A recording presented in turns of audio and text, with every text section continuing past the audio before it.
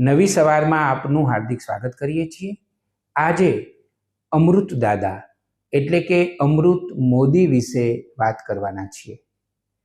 ગાંધીજન, અગ્રણી સર્વોદય કાર્યકર અને અમદાવાદમાં આવેલા સાબરમતી ગાંધી આશ્રમના માળી અમૃતભાઈ મોદી એટલે કે અમૃત દાદાનું 25મી જૂન 2024 મંગળવારે અમદાવાદના રાણી વિસ્તારમાં તેમના દીકરા વસંતભાઈ મોદીના નિવાસસ્થાને વહેલી સવારે 3 વાગે ઊંઘમાં જ શાંતિમય રીતે નિધન થયું। તેઓ 91 વર્ષના હતા। તેમના પાર્થિવ દેહને ગાંધી આશ્રમમાં લાવવામાં આવ્યો હતો। વિનોબા મીરા કુટીરની બાજુમાં એક વૃક્ષના ઓટલા પર તેમના પાર્થિવ દેહને રખાયો, જ્યાં ગાંધી આશ્રમના હોદ્દેદારો તથા સેવકોએ તેમને સૂતરની આંટી દ્વારા શ્રદ્ધાંજલિ આપી। એ પછી ગાંધી આશ્રમની બાજુમાં જ આવેલા વાડજ સ્મશાન ગૃહમાં તેમના અંતિમ સંસ્કાર થયા। જ્યારે તેમનો પાર્થિવ દેહ પંચમહાભૂતમાં બળતો હશે ત્યારે ગાંધી આશ્રમ પોતે પણ શોકમય બન્યો હશે અને તેણે પણ 2 ડૂસકા ભર્યા હશે અને 2 આંસુ સાર્યા હશે।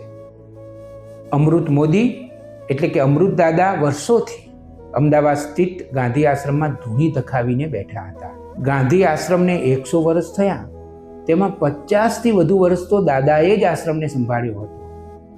વિપરીત સંજોગોમાં ગાંધી વિચાર વિરુદ્ધની હવા અને આબોહવામાં પણ તેઓ અડગ બનીને આશ્રમને સાચવીને બેઠા હતા। ગાંધી આશ્રમ અને અમૃત મોદી વર્ષો સુધી એકબીજાના પર્યાયવાચી બની ગયા હતા। ગુજરાતના જે કેટલાક સાચુકલા ગાંધીજન હતા અને હજી પણ છે, તેમાં અમૃત મોદીનો સમાવેશ થતો હતો। એક ખૂણામાં બેસીને તેમણે ચૂપચાપ ગાંધીનું કામ કર્યા જ કર્યું। ગુજરાતને તેમનો ઓછો પરિચય હતો, તે જ રીતે તેમની વિદ્વતા, નિષ્ઠા, તેમણે કરેલા અનેકવિધ કાર્યોની નોંધ પણ પ્રમાણમાં ઘણી ઓછી લેવાઈ હતી, કારણ કે તેઓ નામદાર ઓછા અને કામદાર વધારે હતા। તેઓ મુખર નહોતા, કામ કરવાનો અને ઓછું બોલવાનો તેમનો સ્વભાવ હતો। તેમનું મૂળ વતન અમદાવાદ જિલ્લાનું સાદરા ગામ। 30મી એપ્રિલ 1933ના રોજ તેમનો જન્મ। તેમનું બાળપણ અને કિશોરકાળ વિજાપુર તાલુકાના પેઢામલી અને પ્રતાપનગરમાં વીત્યા। વિદ્યાર્થી વયથી જ ગાંધી વિચારના વાંચનને કારણે રાષ્ટ્રીય પ્રવૃત્તિઓ તરફ તેઓ વળ્યા હતા। 4 વર્ષ હાઈસ્કૂલના વિદ્યાર્થી મંડળના તેઓ મંત્રી રહ્યા હતા। કોંગ્રેસ સેવા દળના કેન્દ્ર સંચાલક પણ રહ્યા હતા। રાત્રિ છાત્રાલયના ગૃહપતિ તરીકે પણ તેમણે કામ કર્યું હતું।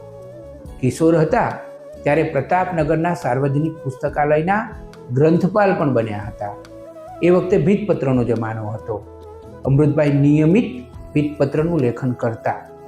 શ્રમ, ગ્રામ સફાઈ, સેવા કાર્યો અને સાંસ્કૃતિક કાર્યક્રમોમાં તેઓ ઉલટભેર ભાગ લેતા। એસએસસીનું પરિણામ આવતાની સાથે જ તેમને માતૃ સંસ્થા પ્રતાપનગરની હાઈસ્કૂલમાં શિક્ષક તરીકે નોકરી મળી ગઈ। 2 વર્ષ શિક્ષક તરીકે કામ કર્યું, સાથે સાથે સવારે બાળ મંદિર પણ ચલાવ્યું। એ પછી ઈડર તાલુકાના ખેડાવાડા નામના ગામમાં તેમણે શિક્ષક તરીકે ફરજ બજાવી। માણસામાં પણ થોડો સમય નોકરી કરી। દરમિયાન સૌરાષ્ટ્ર સેક્રેટરીએટમાં કારકુનની નોકરી મળી। આમ અમૃતભાઈએ 1 વર્ષમાં 4 નોકરીનો અનુભવ કર્યો હતો। જોકે નિયતિ તમને એવી જગ્યાએ લઈ જવાની હતી જ્યાંથી તેઓ નોકરી તો ના બદલે, પરંતુ વિશ્વને બદલવાનો પ્રયાસ કરે। સર્વોદયવાદી અને ગાંધીજન પૂજ્ય દાદા ધર્માધિકારીની અમદાવાદના ગાંધી આશ્રમમાં 7 દિવસની એક શિબિર યોજાઈ। એ શિબિર સર્વોદય વિચારની હતી। આ વાત છે ઓગસ્ટ 1955ની। અમૃતભાઈ તેમાં જોડાયા। આ શિબિર તેમના જીવનમાં મોટો વળાંક સાબિત થવાની હતી। અહીં તેઓ ડૉક્ટર દ્વારકાદાસ જોશીના પરિચયમાં આવ્યા।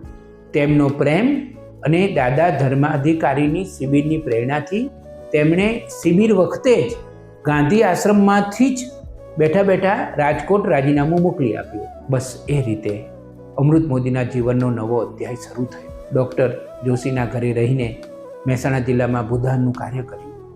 3 વર્ષ સુધી દર મહિને 20-25 દિવસ સતત પદયાત્રાઓ કરતા રહ્યા।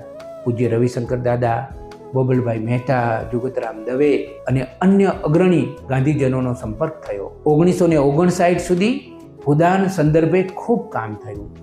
મહેસાણા જિલ્લામાં 3000 એકર જમીન ભૂદાનમાં વહેંચવાનું સદભાગ્ય તેમણે સાંભળ્યું. 4 વર્ષમાં મહેસાણા જિલ્લાના 1100 ગામોમાં તેમણે પદયાત્રાઓ કરી હતી. 7-8 વર્ષ ગુજરાતભરમાં ભૂદાન અને સર્વોદયની પ્રવૃત્તિ કરવાનો તેમણે લાભ લીધો. દાદા ધર્માધિકારી, જયપ્રકાશ નારાયણ, કાકા સાહેબ કાલેલકર, ધીરેન્દ્રભાઈ મજમુદાર, વિમલાતાઈ વગેરે સાથે અનેક વાર ગુજરાતના કાર્યક્રમોમાં પ્રવાસ કર્યા. ગુજરાતમાં જિલ્લે જિલ્લે પદયાત્રા તેમજ વાહન યાત્રા કરવાની પણ તેમને તક મળી.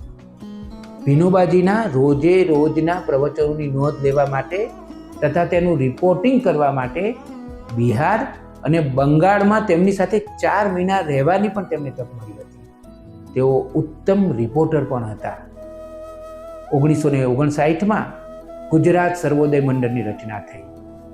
અમદાવાદના સાબરમતી આશ્રમમાં રહીને મંડળના કાર્યાલય મંત્રી તરીકે તેમણે ફરજ બજાવી.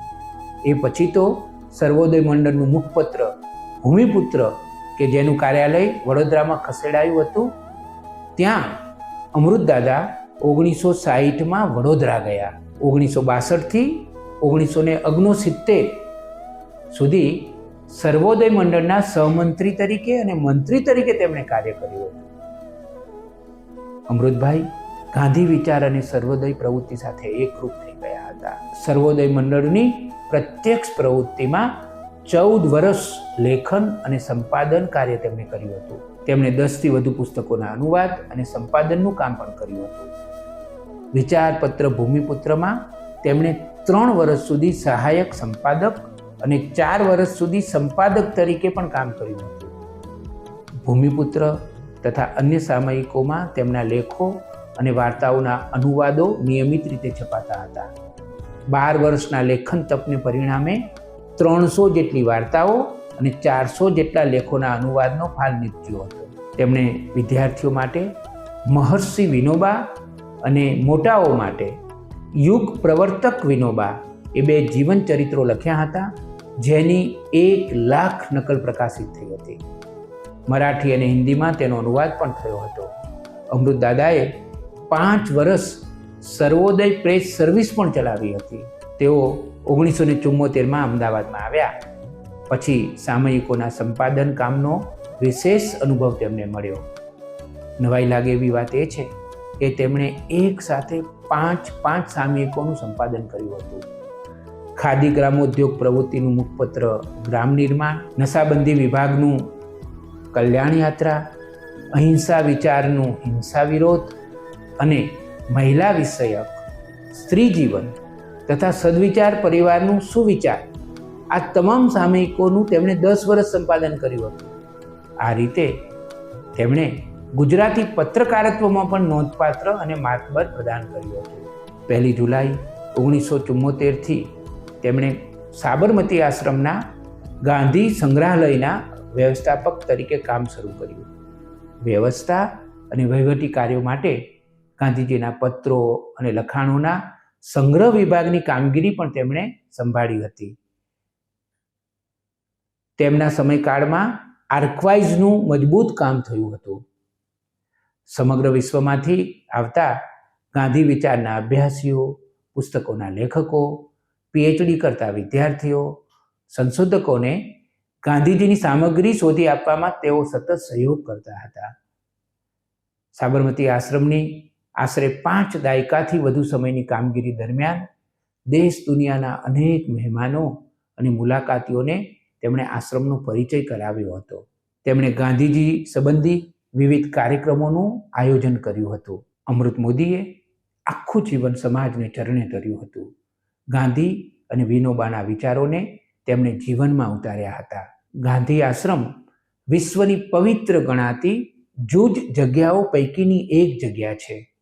આવી જગ્યાની રખેવાળી પવિત્ર વ્યક્તિ જ કરી શકે. અમૃતભાઈ અને ગાંધી આશ્રમ જાણે કે એકબીજામાં ઓગળી ગયા હતા. તેમણે ગાંધી આશ્રમની પવિત્રતા, સાદાઈ અને અજવાળાને સાચવ્યું હતું.